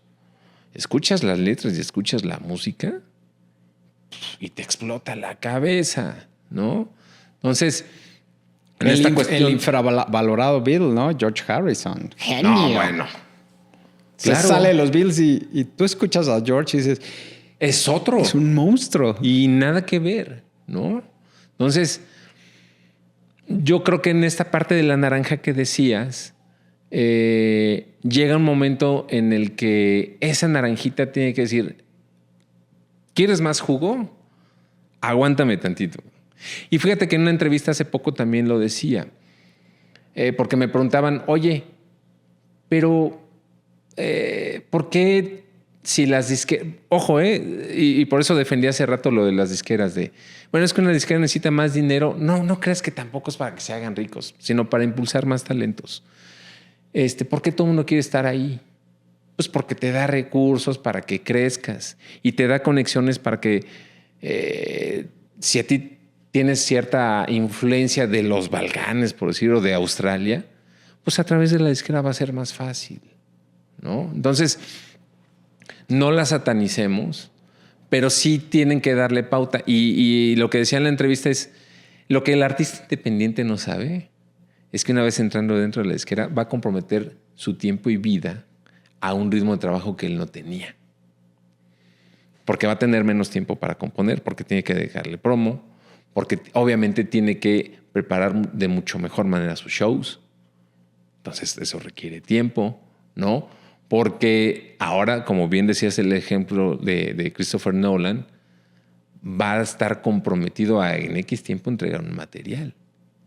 Y es ahí donde a lo mejor la creatividad pues no va a explotar tanto como todos quisiéramos. Entonces yo creo que es muy válido también, tanto de la parte de la industria como del talento, decir, nos vamos a dar una pausa. Eso te iba a preguntar. ¿Qué tan válido es en los ciclos de los artistas, hablando que este es un canal de procesos, eso? ¿Qué tanto se llega a buenos acuerdos? Porque sí he visto eso. El artista tiene que tener pausas. Es un humano. No sé, las mujeres, por ejemplo, deciden tener hijos. El hombre tiene ciertas crisis, etcétera. ¿Cuándo es bueno de cada parte? Porque las disqueras, pues no todo es dinero, pero sí les interesa el profit, ¿no? Pero sí deberían de tener ahí un termómetro para decir, ¿sabes qué? Es momento porque si no lo vamos a quemar, etcétera. Pero hay artistas que también se dejan ir y esto es lo que quería preguntarte. Lo acabas de decir perfecto. El artista viene emergente, independiente y tiene sus procesos, ¿no? Sí. Y de repente firma con un sello y sus procesos cambian. Ese proceso de adaptación puede reventar a un artista, ¿es correcto? Sí. totalmente. Y lo puede reventar de dos maneras. O lo revienta a nivel mercado, o sea, o lo impulsa y le entra el juego. Se va a cansar, pero de momento. Sí, se va a cansar. O lo explota en el otro sentido de lo va a acabar. ¿No? Es un arma de dos filos. Por ejemplo, ahorita decíamos de las pausas. ¿Qué pasa si al artista de repente ya le gustó y ya no quiere sacar más cosas? Y entonces ese artista que te estaba generando X cantidad de dinero como disquera, pues ya pasó un año, ya pasaron 2. Y hay un contrato y hay que entregar, ¿no? Ciertas. ¿No? Es una cuestión de mucha comunicación y siendo muy, o sea, que ambas partes sean muy honestas. Que la disquera llegue un momento en el que le diga, oye, ya pasaron 2 años, ¿qué vas a hacer? La verdad, yo como, porque tú decías que que es un negocio cruel, pues es que ¿qué negocio no es cruel? Cuando incluso en nuestros pequeños negocios, cuando alguien no está funcionando, pues no es que seas cruel. Tienes que decir, pues, la vida sigue, mi negocio sigue y el si tren no jalas, puede parar. Pues, güey, sí, ya te di chance, pero hasta ahí. Pues es lo mismo, ¿no? Yo creo que es muy válido. Esto es muy utópico lo que estoy diciendo, ¿no? Yo nunca lo he visto. Tengo la percepción de un artista, ¿no? No, por favor, no lo tomen así como ya lo dije y eso es. Tengo la percepción, por ejemplo, que en Sony, justamente a Natalia, que a mí me tocó verla desde que llegó a la disquera hasta lo que es ahora, sí le han respetado mucho sus procesos y por eso saca y hace lo que hace. Ya. ¿No? Pero creo que es muy de mucha comunicación como talento decir, necesito una pausa, ¿no? Y que la disquera tenga la sapiencia y la paciencia, más bien diría yo, decir, bueno, órale, te lo damos, pero a lo mejor ahí es como no decir, no, que quede indefinido, decir, ¿cuánto tiempo consideras que necesitas como de break para que estés y puedas crear algo nuevo? No, pues tanto. Ah.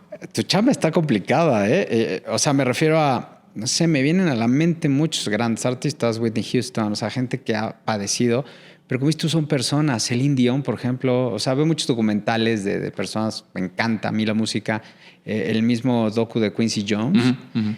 Entonces, estás viendo ahí muchas cuestiones de procesos de humanos y que dices, ¿cómo juegas con eso? O sea, vienes de no ser nadie, sino simplemente tener un sueño de pertenecer a esa industria musical y ya que llegas ahí te topas y dices, o tienes los tamaños, exacto, no sé si es la palabra, sí, la madurez, digamos, de entrar al juego, y ahí es lo que dices de que no todas las personas lo saben hacer bien, como Natalia, ¿no? Y que tú digas, sí puedo, y ya en el momento del proceso te revientas tú solo. Sí, esto es hasta aterrizándolo a un ejemplo, porque voy a decir esto, que lo he visto con mucha gente, ¿no? Que hablamos de procesos.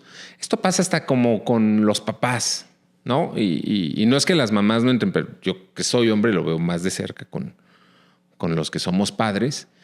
Yo he visto mucha gente que en su proceso de ser papá a todo dice que sí. O sea, sí el mejor colegio, sí las clases de esto, sí lo otro.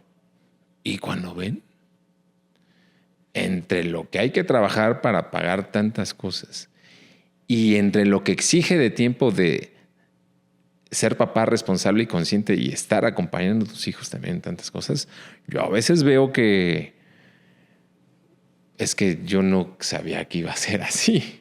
No, o sea, lo que quiero decir, pasa que la gente a veces, como tú dices, dice sí a todo y no está bien. O sea, hay veces que se vale decir, hoy no, y no va a pasar nada. O sea, como artista tienes que tener o un asesor o ser lo suficientemente responsable, pero es complicado, ¿no? Más si a mí yo lo que quiero ver es qué pasa con Macaria, ¿no? Que ya entró al sistema, es como, exacto. Híjole, a ver hasta dónde puede. Fíjate lo que son las cosas. Muy talentoso, pero digo, ahí es donde digo que es cruel, porque ahí si él no tiene las herramientas en este momento, Macario en 3 años se lo acaban. Sí, y si no es que en menos.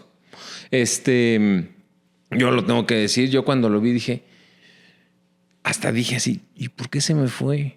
Me hubiera encantado estar con él. Pero después me detuve, dije, bueno, a ver, es una canción. No estoy demeritando tu talento, al contrario, te admiro mucho. No, de hecho yo estoy muy contento porque él es un ejemplo de lo que...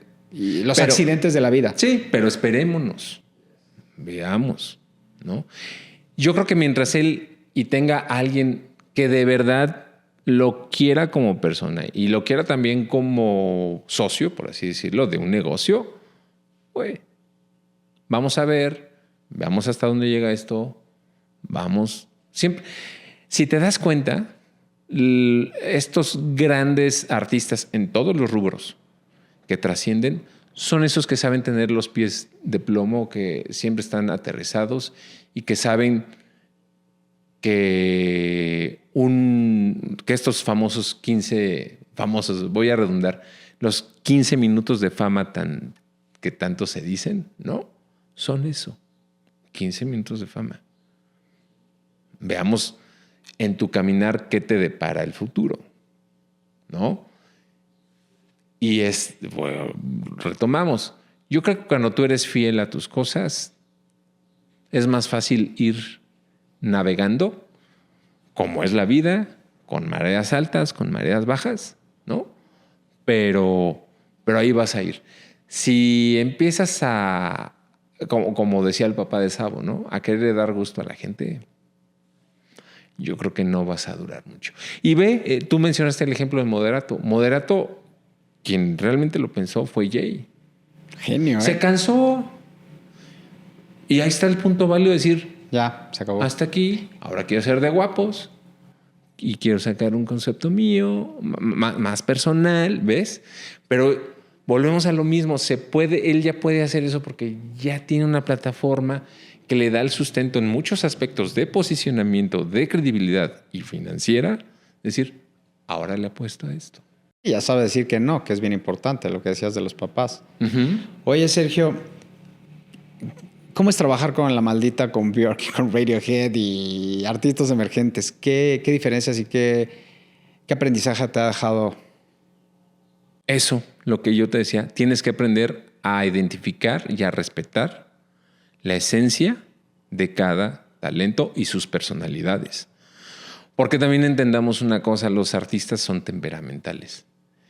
Y va a haber un día que te va a decir, hoy no me siento bien para hacer una entrevista. Oye, ¿qué es prescrita? Pues no, ni quiero contestarla por correo.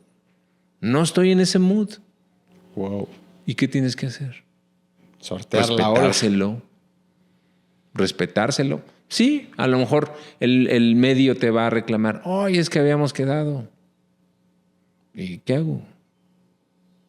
¿Lo saco? ¿Lo expongo? Fíjate, qué irresponsable sería.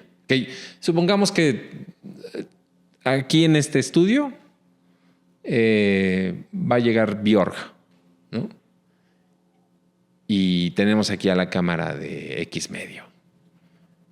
Y me habla del hotel y me dice, Sergio, no voy a llegar. Me siento terrible. Es que, pues sí, pero no estoy bien. Imagínate la irresponsabilidad que sería media de no. Y tenemos un contrato y voy por ti y la traigo aquí. Imagínate, no hace entrevistas en video, accede, ¿no? Pero a la mera hora dice no. La tengo aquí. ¿Cómo va a salir esa entrevista, David? Sí, terrible. Terrible. No, o sea, tienes que ser muy cuidadoso y muy responsable de esas cosas. Tienes que entenderlos. Está esa situación, como también me han tocado unos que son totalmente irresponsables, ¿eh? Ha habido gente que he tenido que sacar en pijama de su casa para que haga promoción. Y lo que te iba a decir, también está el abuso, ¿no? Siempre de una persona, ¿no? Al final de cuentas son humanos y que ya ven un caminito y dicen, pues así soy si quieres, ¿no? Y ahí es donde también entra como no, como que a mí los artistas me han, en mi vida personal, es a lo que iba, me han ayudado a saber ser papá. Bueno, todos vamos aprendiendo en el camino, pero me han dado como ciertas bases de, a veces vale la pena, como tú bien decías, soltar la bola y hay veces que no. Hay veces que sí tienes que ser muy empático y hay veces que tienes que ser como... Límites. Wow.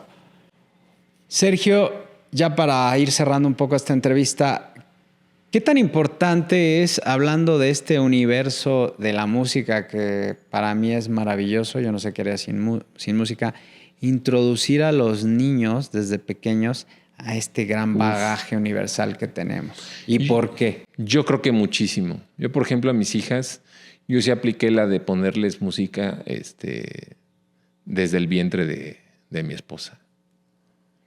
Y sí vi los resultados. O sea, sí salen niños más despiertos, muy ávidos de hacer y de aprender, que es ahí donde empieza la parte de saberles dónde ponerles límites, ¿no? Pero sí, les despierta, les genera conexiones neuronales.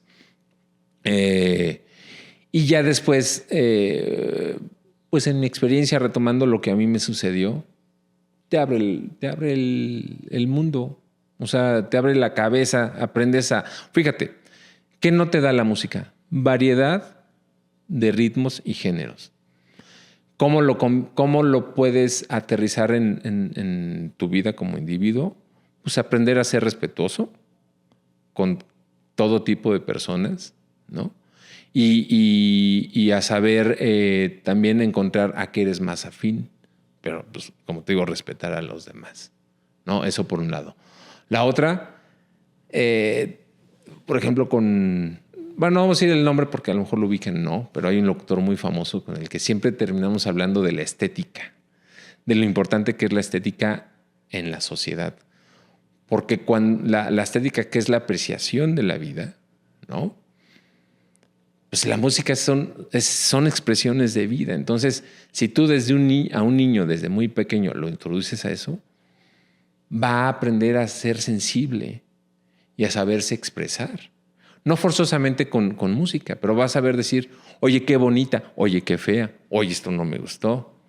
Y también lo va a conectar a estas otras ramas del arte, ¿no? Como platicábamos. El cine, el teatro, los libros. La danza, los libros, el cine. Que es la base del conocimiento humano. Digitales o no, un libro es conocimiento. Entonces, esta exposición temprana a los niños al abanico inmenso que es la música, sí, o sea, yo lo estoy viendo con mi hijo, no encasillarlo, ¿no? A mí me pasó,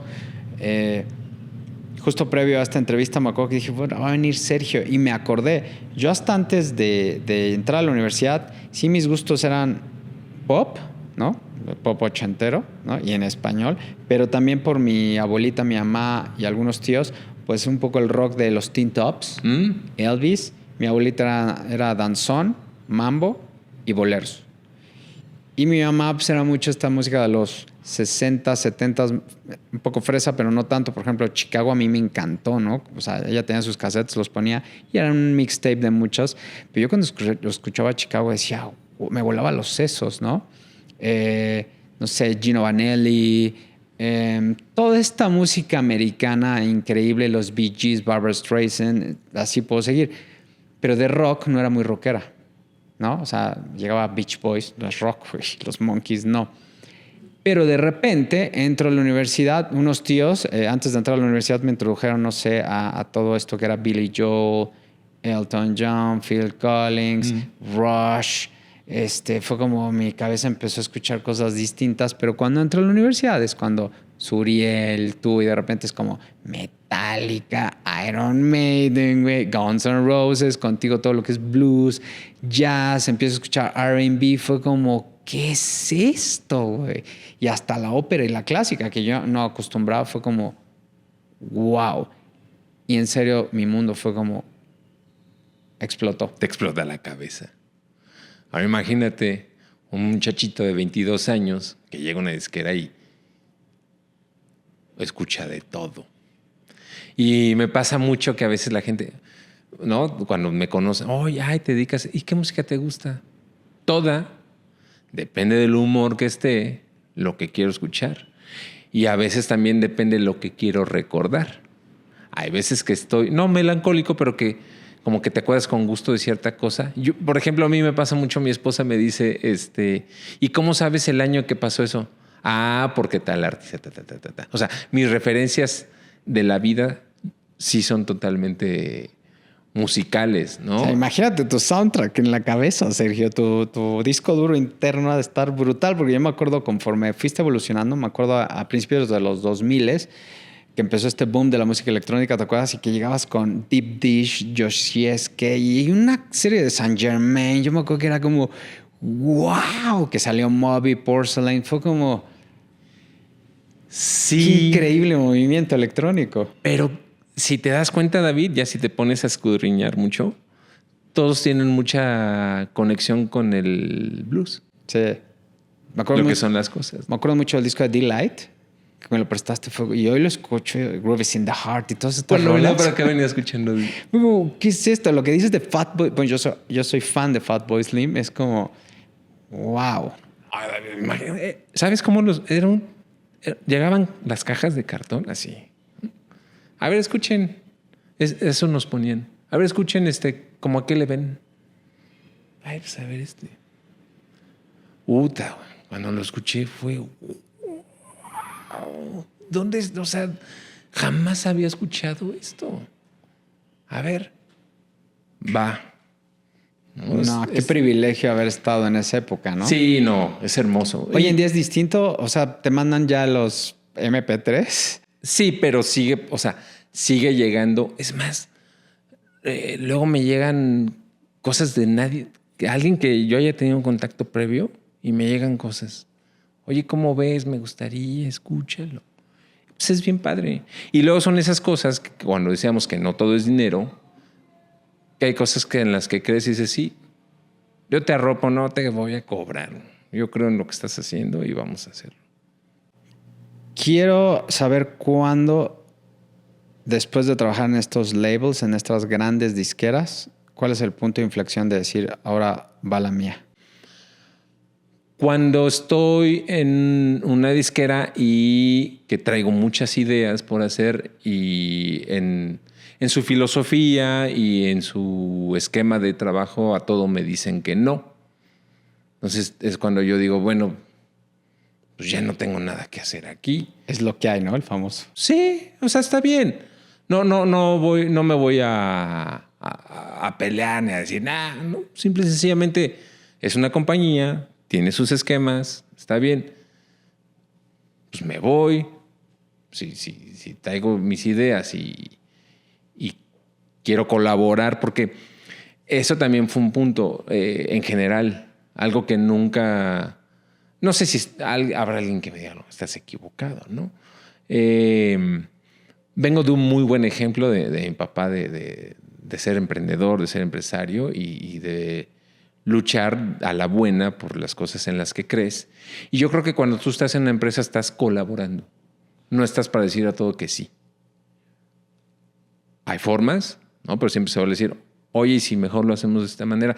Y cuando de todos lados te ves copado de que a todo es no y no aporta, o sea, lo que tú aportas no está bien y empiezas a ver que también por fuera dicen, no, yo creo que lo que aportas sí vale la pena. Dices, bueno, pues no tengo nada que hacer aquí, mejor me voy y empiezo mi aventura solo.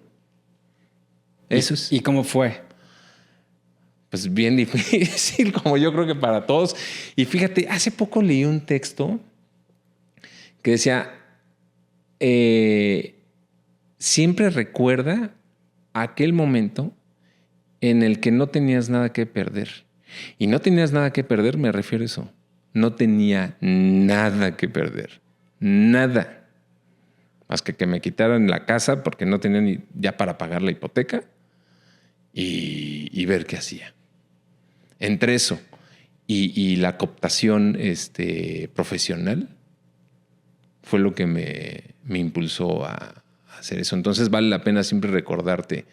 Acuérdate de ese momento en el que no tenías nada que perder y aplícalo en tu vida diaria, ¿no? O sea, ¿qué pierdes?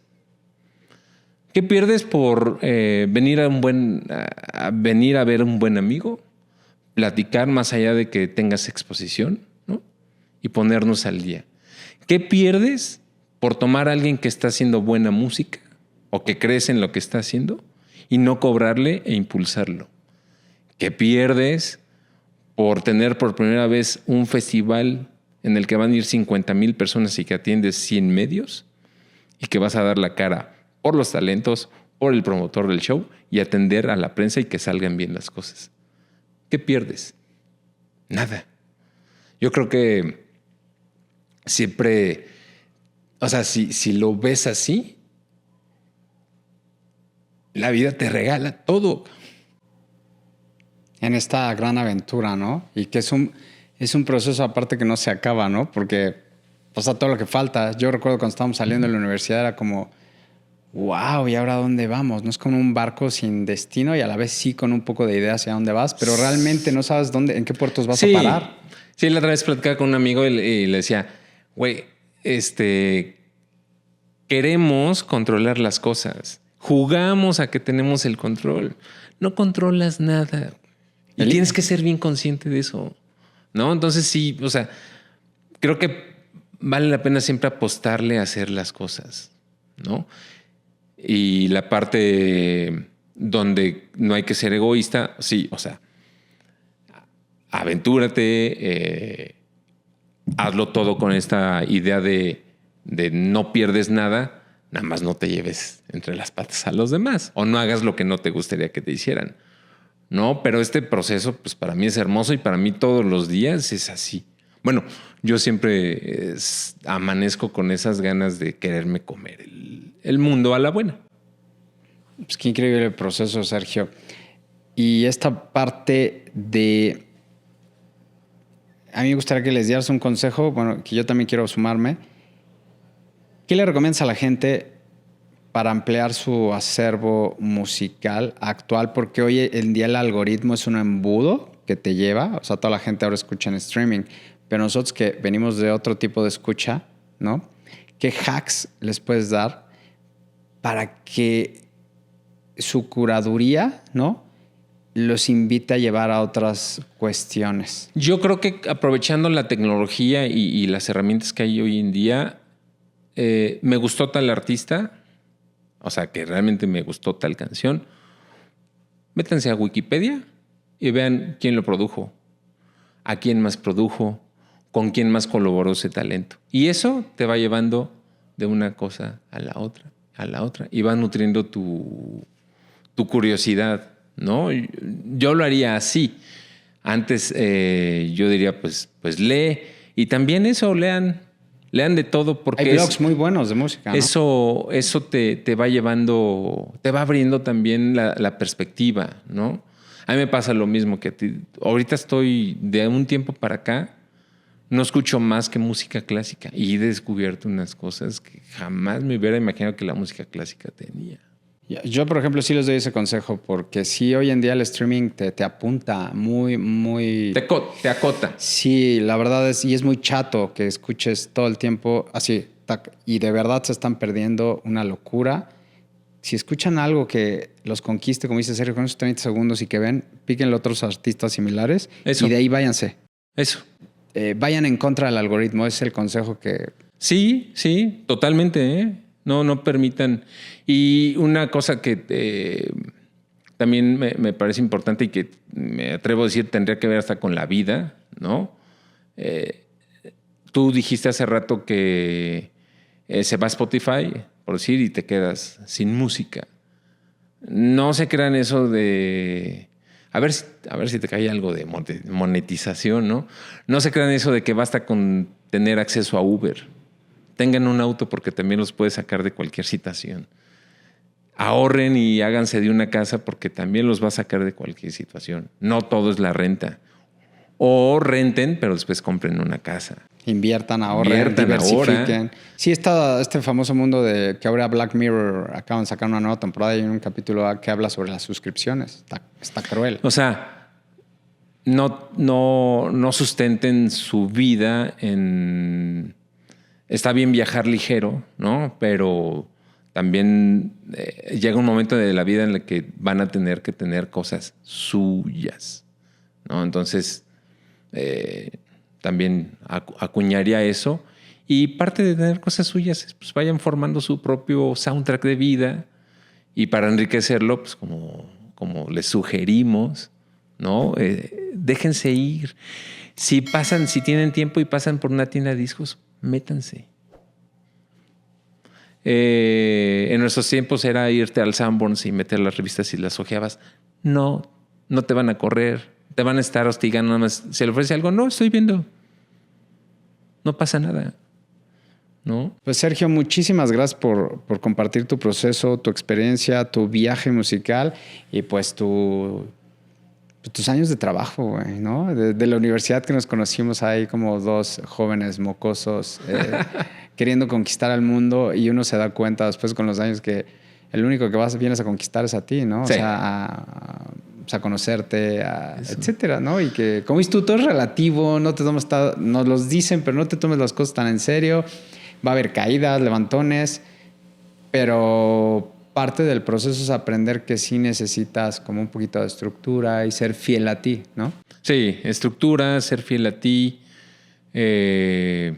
respetar a los demás, ¿no? Yo creo que con eso llevas una parte del camino ganada.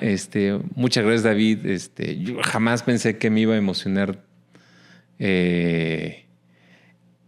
O sea, sí me emocioné mucho cuando me invitaste, pero no creí que iba a llegar casi al borde de las lágrimas hace rato, ¿no? Porque es chistoso, pero finalmente sí, está increíble este ejercicio que es platicar tu proceso de vida y bueno, que te lleva es catártico, arriba, ¿no? Sí, es bonito sí, hacer sí. el recorrido de tu línea del tiempo y lo mejor es que gente que ve estos espacios, estos episodios, pues que se queden con lo que ellos eligen a final de cuentas, pero es información bien importante de personas, todos somos humanos y a final de cuentas siempre estamos en proceso todos. Entonces para mí es un goce que vengan muchas personas que conozco hace tiempo, muchas que no, y que vengan y se den. Es como para mí, ya la gente aquí no se trata de lo que juzguen o opinen, es lo que quieran realmente llevarse a su proceso, ¿no? Sí.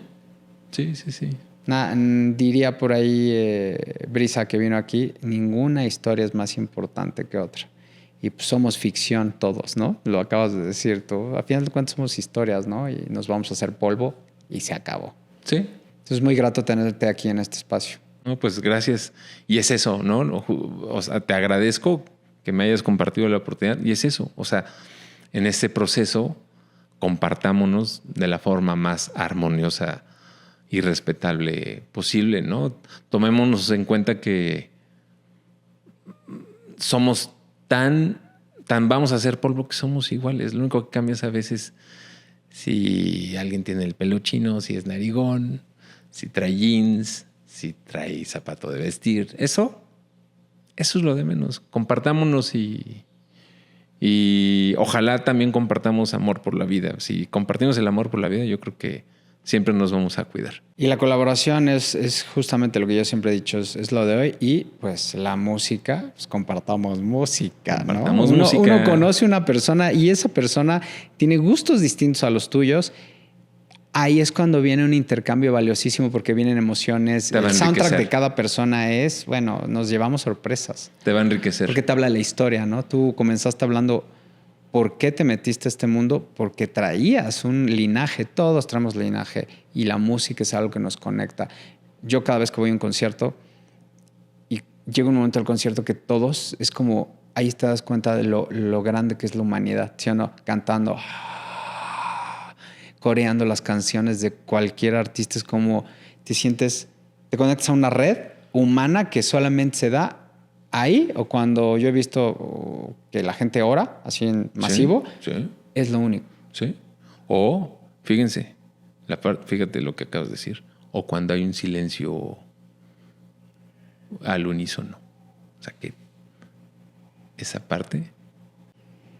El silencio es parte de nuestra humanidad también. Y las pausas en los procesos. Como yes. Pues muchas gracias, Sergio. Le mandamos un saludo a toda la banda del UVM. Que ojalá nos vean y vean a todos. Sergio. Ojalá se animen a venir los demás. Y gracias por el tiempo, David. Espero no aburrirlos a los demás a lo mejor se extiende un poco la charla, pero... Es lo bueno de estos espacios, ¿no? Que nos tocan la tele ya media hora, una hora. Aquí, pues nos damos y ya. Espero de algo les sea de utilidad. Venga, y cualquier artista emergente, contacte a Sergio, ¿no? En tu página. Sí, ahí estamos en el Instagram. Traes una propuesta, ¿no? Y adelante. MX Piper, ahí estamos muy gustosos. Y tampoco no cobramos ni por la agenda ni por dar un consejo. Venga, pues qué bueno. Muchas gracias y nos vemos en el próximo episodio. Gracias, Sergio, otra vez.